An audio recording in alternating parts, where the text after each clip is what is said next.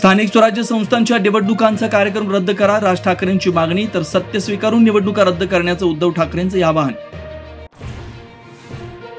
नक्षल चळवळीला मोठा धक्का, 6 कोटींचं बक्षीस असलेल्या भूपतीची 60 नक्षलवाद्यांच्या शरणागती.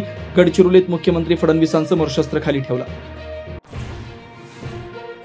माओवाद संपुष्टात येत असल्याच्या मुख्यमंत्र्यांच्या दाव्याला अजित पवारांची पुष्टी. तर एवढ्यात माओवाद संपेल असं वाटत नाही, सुशीलकुमार शिंदेंचं प्रत्युत्तर.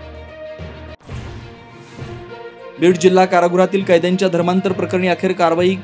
कारागृह अधीक्षक पेट्रोस गायकवाड यांची उचल बांगडी. उपअधीक्षक म्हणून नागपूरला रवानगी. आजारी असल्यानं बाबासाहेब पाटलांनी गोंदियाचं पालकमंत्रीपद सोडलं, अजित पवारांचा दावा. तर प्रफुल्ल पटेलांच्या नाराजीमुळे पालकमंत्री पदावर पाणी सोडावं लागल्याची चर्चा. रवींद्र धंगेकरांना आवरा, अन्यथा युतीत मिठाचा खडा पडेल. भाजप नेत्यांची एकनाथ शिंदेंकडे तक्रार. धंगेकरांना शिंदेंकडून सबुरीचा सल्ला. धंगेकर मात्र भूमिकेवर ठाम. वसई विरारचे माजी मनपा आयुक्त अनिल कुमार पवारांची अटक. मुंबई हायकोर्टाकडून बेकायदेशीर. ईडीला मोठा धक्का, आदेशांना स्थगिती देण्याची ईडीची विनंतीही हायकोर्टाने फेटाळली. दिल्लीत फक्त ग्रीन फटाक्यांना सुप्रीम कोर्टाची सशर्त मंजुरी. दिवाळी आणि दिवाळीच्या आदल्या दिवशी फटाके फोडता येणार. सकाळी 7 ते 7 आणि रात्री 8 ते 10 दरम्यानच फटाके फोडायला मंजुरी.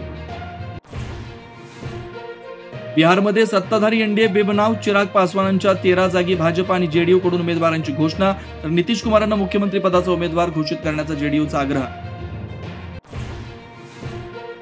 ऑस्ट्रेलिया विरुद्धच्या वनडे मालिकेसाठी भारताचा संघ रवाना. 19 ऑक्टोबर पासून 3 वनडे सामन्यांची मालिका. रोहित आणि विराटच्या खेळीकडे सगळ्यांचं लक्ष. महाभारतात